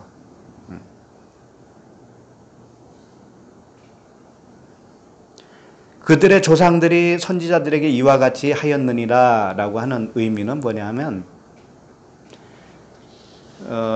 그들의 조상들이 선지자들에게 이와 같이 하였다라는 건 뭐냐면 그 조상들 아버지라고 되어 있어요. 파테르예요. 아버지예요. 그들의 아버지가 선지자들에게 이와 같이 했다라는 의미죠. 선지자는 복음을 깨닫고 있는 자들입니다. 복음을 깨닫고 있는 자들인데 그 조상, 그 파테르 아버지는 뭐예요? 눈에 보이는 율법을 말하는 거예요. 그 성전, 눈에 보이는 성전이, 율법이 선지자들에게 너는 뭐예요? 멀리하고 욕하고 미워하고 이랬다 이거죠. 선지자들에게. 그러니까 쉽게 말해 이런 거예요. 율법으로 죄를 깨닫게 했다 이런 뜻이에요. 쉽게 말하면. 그러니까 율법으로 죄를 깨닫게 된 사람들이 누구다? 선지자다 이런 뜻이에요. 이런 뜻이에요. 쉽게 말하면. 예수님이 그러잖아요. 바리새인 보고 너희 아비 마귀라고 그러잖아요. 너희 아비 마귀 할 때 그 파테르거든요. 아버지가. 그 파테르 아버지 마귀, 그것이 율법이다 이거죠. 율법이 너희를 낳은 거야. 거기서 너 한 번 더 낳아야 돼. 복음으로 한 번 더 낳아야 돼. 이렇게 된 거죠. 그러니까 복음으로 한 번 더 낳은 사람들이 선지자들이에요. 자, 그러면 24절, 이제 얼마 안 남았어요. 24절. 그러나 화 있을진저 너희 부요한 자여 너희는 너희의 위로를 이미 받았도다. 이렇게 되어 있어요. 자, 화 있을진저, 이제 너희들 이제 망할 자들, 이런 뜻이겠죠? 망할 자들아, 너희들은 부여한 자다 이거예요. 너희들은 부여한 자다. 그리고 너희는 이미 위로를 받았다. 이렇게 말씀을 하시는 거죠. 그래서 주님이 이런 말씀도 하셨어요. 마태복음 19장 23절에 보면 예수께서 제자들에게 이르시되 내가 진실로 너희에게 이르노니 부자는 천국에 들어가기가 어려우니라. 부자는 천국에 들어가기 어렵다. 그러면 부자의 의미가 뭘까요?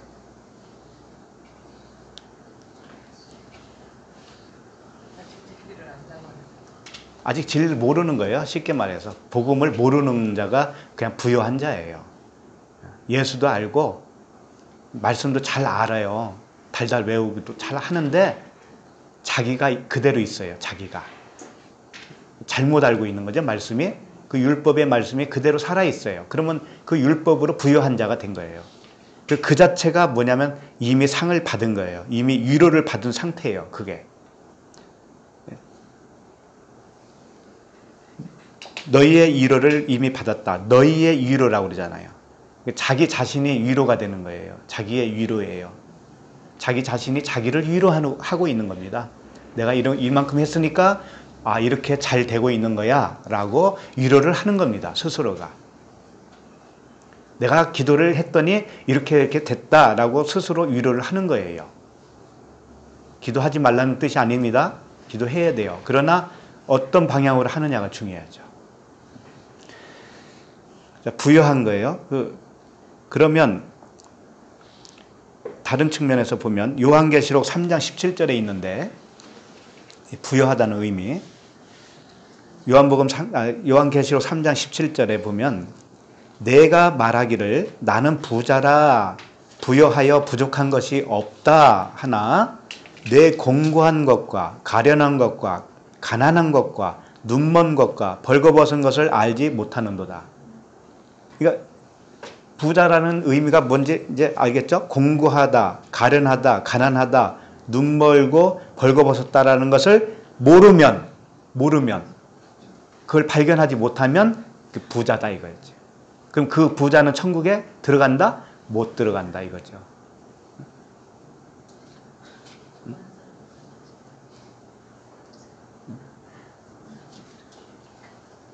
나는 부자라, 부여하다, 부족한 것이 없다 라고 하는데 내 공고한 것과 가련한 것과 가난한 것과 눈먼 것과 벌거벗은 것을 알지 못하면 그게 부자다 이거예요.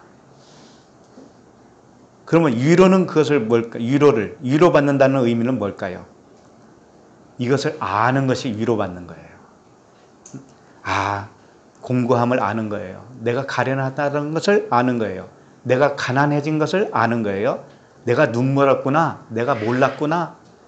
내가 벌거벗었구나. 진리의 옷을 입지 못했었구나. 라고 하는 것을 발견하는 자는 그 자체가 위로를 받은 거예요. 그런데 부자인 사람, 이걸 모르는 사람은 자기의 위로를 받는 거예요. 스스로 위로를 받는 거예요. 자, 25절로 넘어가겠습니다. 누가복음 6장 25절 화 있을진저 너희 지금 배부른 자여 너희는 줄이리로다. 화 있을진저 너희 지금 웃는 자여 너희가 애통하며 울리로다. 자, 화로다 라고 하는 우아이라는 단어인데 슬프다 이런 뜻이에요. 화로다. 너희들 어떡하니 이런 뜻이에요. 화 있을진저 너희 지금 배부른 자여 라고 했죠. 배부른 의미는 이미 알았죠. 못 보고 있는 거죠. 못 깨닫고 있는 거죠. 그런 자들은 화가 임해야 굶주려진다 이거예요. 그러니까 지금 복음을 주님은 반대편으로 다시 설명을 하고 있는 거예요. 너희들 화가 임해서 너희들은 멸망받을 거야 이런 의미로 준 게 아니고 너희들은 지금 모르지 않니? 모르고 있으면 배부른 자야. 이 배부른 자는 굶주려야 되잖아. 굶주려야. 그렇죠? 굶주려야 어떻게 되는 거예요? 진정한 배부른 자가 되잖아요. 그러니까 굶주리려면 어떻게 되냐면 화가 임해야 된다 이거지. 화가 임하는 것이 뭐냐면 주님이 권능으로 들어가시는 거예요. 그분이 우리에게 들어오시면 그게 화가 임한 겁니다. 우리에게. 들어오심과 동시에 내가 율법 아래에서 내가 죄인이구나, 가난한 자였구나, 이걸 깨닫게 된 거잖아요. 그거에 화라는 거예요, 그것이. 그러니까 이게 복음이에요, 지금 이 말씀도. 저주를 퍼붓는 그런 말씀이 아니라니까요. 화 있을진저 하니까는 너희들 어떻게 하니? 화를 당하기엔 너희들 큰일 났다, 이런 뜻이 아니라 화를 당하면 배부른 자가 줄이게 된다, 이런 뜻입니다. 그리고 화 있을진저 너희 지금 웃는 자여 너희가 애통하며 울리로다. 이건 뭐냐면 화를 당해야 네가 지금 배부르다고 웃고 있는 네가 다시 우는 자가 될 거야. 진정으로 우는 자가 되어야 진정으로 웃는 자가 될 수 있지 않니? 이제 이런 뜻이죠. 이 반대편에서 말씀을 하신 겁니다. 다 같은 말씀을 반대로 말씀하신 거예요. 그러니까 화를 당하는 것이 무엇이냐? 은혜 받는 거예요. 다른 말로 하면은. 은혜 받으면 부했던 내가 가난해지게 되는 거예요. 그럼 가난한 자는 뭐라고 그랬어요? 천국이 너희 것이다. 하나님 나라가 너희 것이다. 그랬잖아요. 그러니까 화를 당해야 하나님 나라가 너희 것이 되는 거예요. 같은 말씀을 계속 하신 거죠. 자, 26절. 모든 사람이 너희를 칭찬하면 화가 있도다. 그들의 조상들이 거짓 선지자들에게 이와 같이 하였느니라. 자, 여기서 거짓 선지자들에게는 많은 사람들이 어떻게 했었냐면은 평안하다 이랬다고요. 거짓 선지자들을 칭찬을 했어요. 거짓 선지자들. 예를 들면은 이스라엘이 망할 거다 라고 외치는 선지자는 있었죠. 그건 진짜 선지자거든요. 근데 그 선지자의 말은 안 들어요. 그리고 이스라엘이 평안할 거야 라고 하는 선지자들은 잘한다 칭찬을 했단 말이에요. 그러면 이게 무슨 뜻이냐? 그렇게 칭찬을 하잖아요. 그러면 화가 있다라는 거예요. 화가. 무슨 뜻이냐? 이런 거예요. 이게 역발선적인 그런 말씀인데, 역설적인 것인데, 저 사람이 나를 칭찬했구나 라고 깨닫는 자는, 쉽게 말해 이거예요. 우리가 다 거짓 선지자예요, 원래는. 우리가 태어나면서부터 거짓 선지자예요. 처음에는 거짓 선지자일 때는 칭찬을 받아요. 잘한다고. 근데 그 칭찬 받는 것을 당연히 여기죠. 당연히 여겨요. 내가 열심히 봉사하잖아요? 그럼 칭찬 받아요. 그러면 그걸 당연히 여겨요. 그런데 어느 날 그 칭찬이 내가 칭찬 받아야 하지 않아야 되는데 칭찬 받았구나 라고 깨닫는 때가 와요. 그렇게 깨닫는 것은 어떻게 깨달은 것이냐? 내가 칭찬 받아야 할 자가 아니구나 라고 깨달은 거잖아요. 내가 거짓 선지자였구나 이렇게 깨달은 거 아닙니까? 그렇게 깨달은 자는 이제 화를 당한 거다 이거죠. 은혜를 받은 거다 이거죠. 네? 좀 어렵죠. 주님은 복음만 설명하고 있습니다. 어떻게 해서든지 우리를 살리려고 하는 그 말씀만 하고 계신 거예요. 잘한다라고 칭찬을 했습니다. 처음에는. 근데 그걸 그대로 여겨요. 그 옳다고 여기는 자는 칭찬으로 여기지를 않아요. 그 사람은. 당연하게 여기는 거예요. 그런데 어느 날 내가 칭찬받으면 안 될 사람으로 깨달아질 때가 오지요. 그러면 이제 그게 칭찬으로 알게 되는 거예요. 내가 칭찬을 받으면 안 되는데 네가 나를 칭찬했구나 이렇게 이제 알게 되는 거예요. 그렇게 되면 화가 임한 거라고요. 화가 임한 거예요. 화가 임했다라는 건 은혜를 받았다라는 거예요. 주님의 성령의 권능이 그 사람에게 들어간 거예요. 들어가서 너는 칭찬받을 유인이 못 돼. 이걸 가르쳐 주는 거예요. 그 말씀이에요. 그 말씀. 그러니까 잘한다라고 칭찬받은 내가 존재였구나. 내가 칭찬받을 존재가 아닌데 잘했다라고 받았구나 지금까지. 그러니까 잘못됐구나. 이걸 깨달은 거라는 거죠. 그런 자가 화를 당한 자다 이거예요. 그럼 화를 당하면 어떻게 된다고 했어요? 부자가 줄이게 된다고 그랬죠. 가난해지게 된다고 그랬잖아요. 가난해져야 하나님 나라가 너희 것이 되잖니. 그러니까 너도 다 화를 당해야 돼. 그 칭찬이 너에게는 헛것이었다는 걸 알아야 돼. 이런 말씀이라니까. 그런 말씀이에요. 그러니까 결국은 이렇게 봐도 저렇게 봐도 똑같은 말씀인데 그 똑같은 말씀이 무엇이냐? 우리의 옛것은 낡아져야 된다 이거예요. 옛것은 낡아지고 위의 것으로 입혀져야 된다. 하나님 것으로만 입혀져야 된다. 하나님 것만 생명이시다 라고 하는 거예요. 너에게서 유발된 생각은 그것은 깨져야 된다. 율법으로 네가 선악으로 구분했던 그 기준이 있잖니. 예? 네가 할 수 있다라고 생각했던 그 기준이 있었잖니. 이게 깨져야 된다. 그런 말씀이에요. 이제 어떻게 생각하세요? 오늘 말씀에 대해서.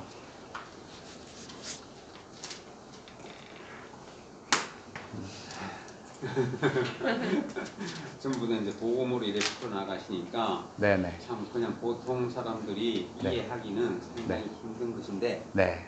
네. 그러니까 복음으로 이제 풀어나갔을 때는 그것이 그렇구나 이런 깨달음이 옵니다. 네.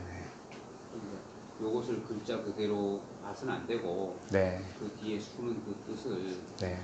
깨닫게 되는데 네. 네. 지금 오늘 한 본문하고 약간 다른 글을 좀 여쭤봐도 되겠습니까? 상관없습니다. 네. 예. 그 요한복음 20장 아까 뭐 했는데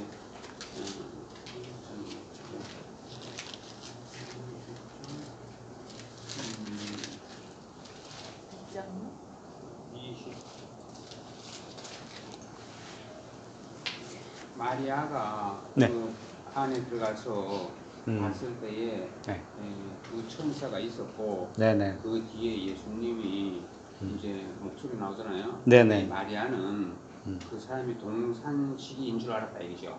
네네네. 그러니까 동산식인 줄 알았는데 그것이 예수님으로 나서 예수님이 말씀하시는 걸로 나타나거든요. 네네. 그런데 마리아는 예수님을 굉장히 많이 만났잖아요. 네. 많이 보고 이랬는데 네. 그것이 동산식인 줄 알았는데 예수님이 그 말씀을 하셨다. 네. 이랬을 때 네.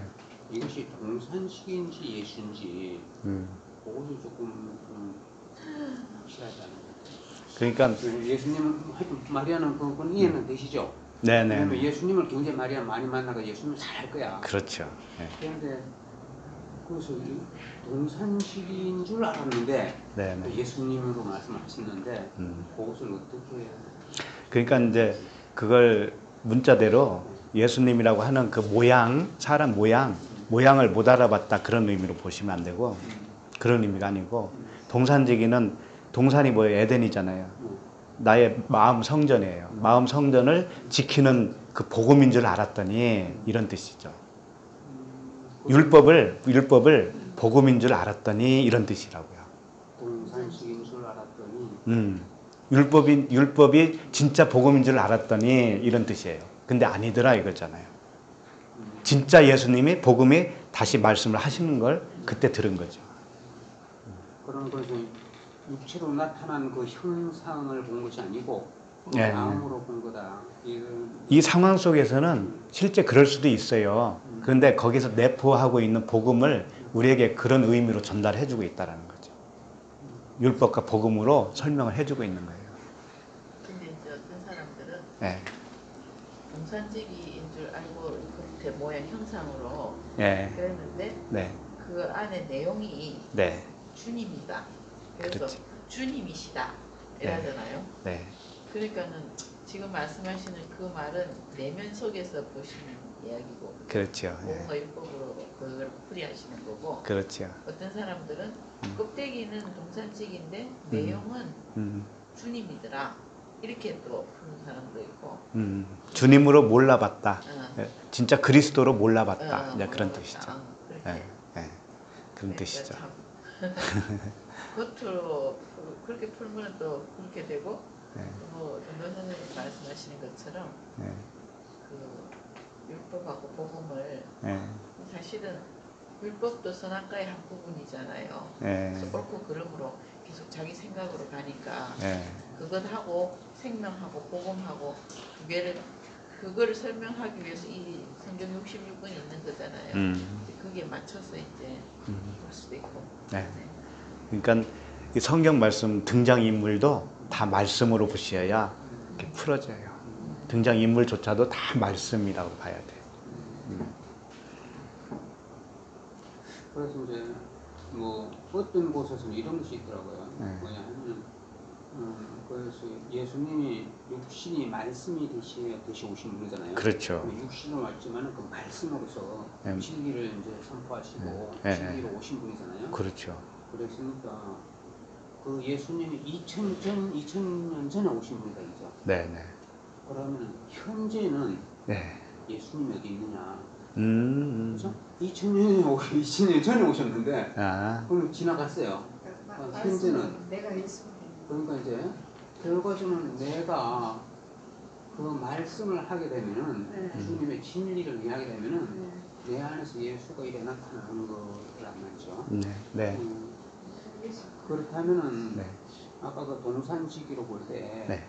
실제는 그 사람이 동산지기였는데 모형은 동산지기였는데 그 사람의 말씀이 나타나는 것은 예수님으로 나타났다. 그러면은 마리아는 봤는데 분명히 동산지기야. 동산지기로.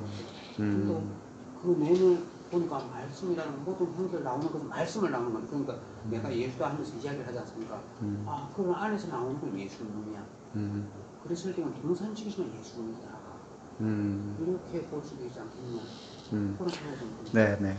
그 이제 사람 등장 인물이 동산지기라고 하는 착각을 예수님의 모습이 부활하고 보니까 원래 예수님의 모습이 아니어서 못 알아봤다든지 그런 의미가 아니에요. 그거는 그런 예, 이야기다. 예. 예를 들면은 엠마오로 내려간 두 제자가 가다가 예수님이 오셨잖아요. 근데 못 알아봤다고 그랬죠. 그것도 같은 의미예요. 아, 그렇고요. 예. 그 사람 모습이 변해서 못 알아봤다는 그런 의미로 받아들이면 안 되고, 그분이 진짜 복음으로 알아보지 못했다 이런 뜻이에요. 그분을. 아, 그 사람. 그분을. 예. 그런데 그분이 선지자를 시작해서 모세의 글과 선지자의 글을 다 풀어줬을 때 그때 알아봤잖아요. 나중에. 그게 진짜 그분인 것을 그때 알아봤잖아요. 그러니까 알아봤는데 어디로가 없어져 버렸죠. 그분이 없어졌잖아요. 어디로 갔을까요, 그분이? 그분이 제자들에게 들어간 거예요. 그 순간에. 그렇기 때문에 우리는 이 현상, 등장인물, 그런 그 겉의 문자에 항상 함정으로 우리가 빠져요. 함정이 빠져요. 그래서 이제 그런 눈을 열어주시면 이제 말씀을 볼 때 다르게 보이죠, 이제. 점차적으로 그렇게 될 거예요. 주님은 그 말씀을 하고 싶은 것이지, 마리아가 못 알아본 것이 여기에 무슨 복음입니까? 마리아가 동산지기인 줄 착각을 했어. 그게 무슨 복음이 되겠느냐 이거지. 아니 그것보다 우리가 이렇게 하나님이 사람을 창조할 때 하나님이 형상으로 창조했잖아요. 네. 그 우리는 이게 형상이잖아, 껍데기잖아요. 네. 그럼 그 안에 진리이신 주님이 들어와 있을 때에 주님이 하나님이 만드신 그 원래 목적대로 가는 거잖아요.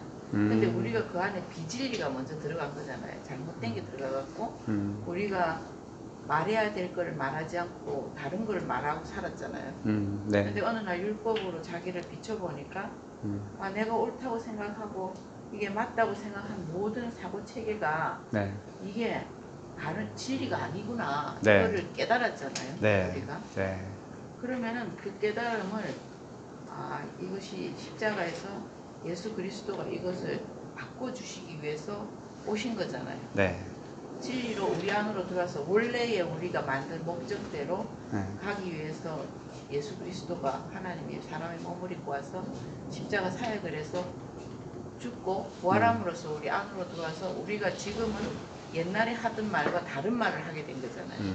그러니까 주님을만 보려고 그러면 부분적이긴 하지만 사람을 통해서 볼 수 있다.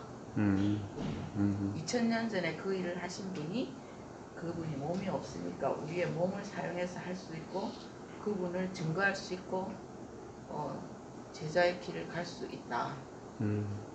그렇게 알고 있는데 이제 조금 부연 설명을 하면은 하나님이 우리를 형상과 모양으로 지었다는 의미는요, 율법과 복음으로 지었다는 의미예요. 겉과 속으로 지었다는 의미입니다.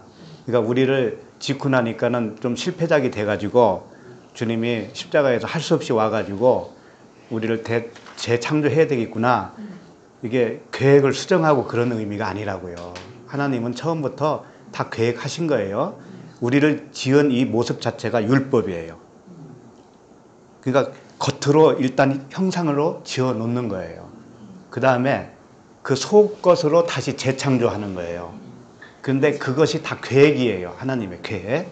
그런데 선악과는 무슨 의미냐?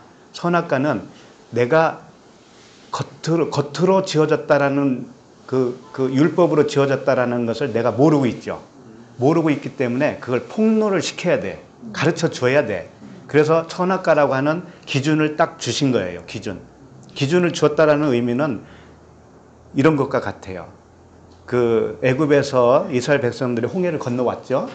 건너오고 나서 율법을 주었죠. 건너오고 나서. 건너오기 전에는 율법을 안 줬어요. 그런데 안 줬지만 율법이에요. 안 줬지만 사람 자체가 율법이에요. 그런데 율법으로 지어졌다라는 것을 가르쳐주기 위해서 율법을 더 강화시켜주는 거예요. 그게 시내산의 율법이에요. 그러면 그 기준에 의해서 내가 율법이구나 라는 것을 깨닫게 해주시는 거예요. 그 율법을 가입했다고 그렇게 표현하는 겁니다. 그러면 선악과라고 하는 율법을 거기다 가입을 시켜준 거예요. 기준을 강화시켜준 거예요. 그러니까 선악과를 딱 보니까 그게 사실은 생명나무였는데 겉으로 보니까는 생명나무로 볼 수가 없어요, 인간은. 그러니까 율법으로밖에는 안 보이거든요. 근데 율법으로 봤다라는 의미가 세 가지로 나오죠. 먹음직하고 보암직하고 지혜롭게 할 만큼 탐스럽기도 하고. 그 세 가지가 나오는데 그게 육신의 정력, 안목의 정력, 이생의 자랑이라는 거예요. 우리의 참모습이라는 거예요. 근데 하나님이 이렇게 줬다니까요. 이게 형상이라니까, 하나님의 형상. 하나님의 형상은 따로 있는데 우리는 어그러졌어, 이런 의미가 아니라니까요. 요 자체가 하나님의 형상이에요. 겉으로 나타난 형상이에요. 그러면 먹음직, 보암직, 지혜롭게 할 만큼 탐스럽게 여겨지고 있는 나를 발견하는 거예요. 그걸 먹었기 때문에 죄인 된 것이 아니고 그걸 먹을 수밖에 없는 내가 죄인으로 태어났었구나 라는 것을 알려주는 것이지, 선악과를 따먹어서 죄인이 되었다, 그것은 잘못 안 거죠. 그래서 원죄 뭐 이런 말씀도 하잖아요, 원죄설. 근데 그것은 진리를 몰라서 그러는 거예요. 그걸 먹어서 죄인 된 게 아니고 그걸 먹어서 죄인으로 탄로나는 거예요, 내가. 그러니까 먹고 나니까 어떤 현상이 생기던가요? 나무 뒤로 숨죠. 숨어서 내가 벌거벗었나이다, 두려워서 숨었나이다 그러잖아요. 비로소 내가 진리의 옷을 입지 못한 비진리구나 라는 것이 그때 발각이 된 거죠. 하나님은 거기에 목적이 있어요. 그렇게 발각시켜 놓고 주님이 옷을 입혀주잖아요. 그 순서로 다 되어 있는 거예요. 그러니까 율법이라고 하는 것은 원래 내가 율법이에요. 내 양심이 있잖아요, 양심. 양심이라는 것은 선과 악입니다. 성경 말씀을 전혀 몰라도 내 속에 양심이 있어요. 그것이 하나님의 형상이라니까, 그 자체가. 그것으로 살고 있잖아요, 인간은. 근데 그것으로 살고 있는 것이 죄라는 거예요. 그것으로 살고 있으면 거기서 나와야 되는 거, 거기서 죽어야 되는 거예요. 그 양심대로 살 수 없는 자신을 발견해야 되고, 율법으로 살 수 없는 자기를 발견하면 그것이 십자가의 죽음이에요. 그렇게 해서 그 생명으로 살게 되는 거예요. 생명으로. 영으로 사는 거예요. 영으로. 말 아닌가? 같은 말이지 항상. 이렇게 해도 그렇고 저렇게 해도 되고. 어떻게 생각하는 에 따라서 차이가 음. 있지. 그러니까- 먹고 그렇게 됐다고 하는 거고 먹지 마라 그랬는데 내가 먹었기 때문에 그렇다 이렇게 생각하는 사람도 있고. 근데 원어에는 먹지 말라라는 말이 아니고 이 선악의 나무로는 먹지 말라 이런 뜻이에요. 생명나무로 먹으라 이런 뜻이었어요, 그게. 근데 생명나무로 먹을 수 없잖아요, 우리가. 예, 그러니까 생명나무로 먹을 수 없는 너를 발견해 이런 뜻이란 말이에요. 그 의도가 있지. 뭐 그런 괜히 우리를 죄인 만들려고 하나님이 일부러 거기다가 할 일 없이 그걸 심어놨겠어요? 죄인이라는 것을 발견시키기 위해서. 예, 그렇게 해서 우리를 구원시키는 겁니다. 가만둬도 우리 육을 가진 이 존재 자체가 고함직하고 먹음직한 거를 먹게 돼 있잖아. 먹게 되어 있어요. 본능적으로. 그렇지요, 그렇죠. 그러니까 예. 뭐 여러 측면으로 얘기하는. 그러니까 율법은 죄를 깨닫게 하려 합니다라고 하는 말 속에 다 들어있어요. 예. 선악과도 율법이에요. 근데 생명을 알라 하면 율법을 알아야 되듯이 빛이 올라면 자기가 어둡다는 걸 알아야 어둠이라는 걸 알아야지만이 그 빛을 사모하고 당연하죠. 이제 그렇게 되는 거잖아요. 당연하죠. 지금 그 얘기가 계속 하는 거지. 네, 그래서 저녁이 되니 그렇죠. 예. 그렇게 해서. 깨닫기까지가 어려우니까 네. 몇십 년이 내가 어둠인지를 모르고 지가 어둠인 줄 모르니까 그게 문제지. 모르고 어둠만 알고 내가 빛인 줄 알고 나한테 그 어둠이라는 것은 빛이 와야지 어둠인 줄 알지. 예. 어둠 속에 있으면 그렇죠. 빛이 안 오면 어둠을 모르지 지가. 그렇죠. 예. 빛인지 어둠인지 아무것도 모르고 살지. 기도하고 마치겠습니다. 하나님 아버지, 이 시간 말씀을 통하여서 하나님의 자녀들에게만 주시는 그 하늘의 참 만나를 먹여주시니 감사합니다. 모든 말씀이 육체의 법이 아니라 아버지의 사랑이었음을 가르쳐 주시니 감사합니다. 이 크신 은혜에 감사와 찬양을 드리며 예수 그리스도 이름으로 기도드립니다. 아멘.